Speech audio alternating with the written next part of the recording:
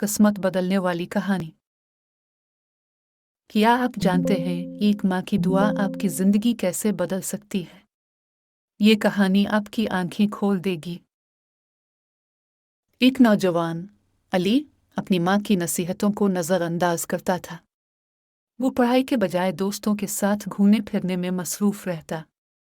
इसकी माँ उसे इल्म की अहमियत बताती, लेकिन वो सुनता ही नहीं था।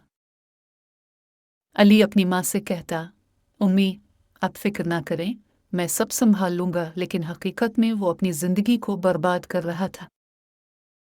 वक्त गुजरने के साथ अली नाकाम हो गया। तालीम अधूरी रह गई और दोस्त भी छोड़ गए।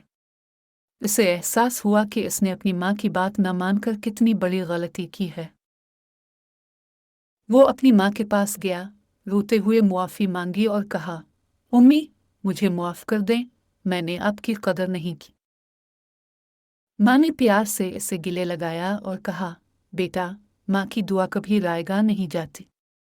आज से नई शुरुआत करो, अल्लाह तुम्हारे साथ है। अली ने मेहनत शुरू की और माँ की दुआ से वो एक कामयाब इंसान बन गया।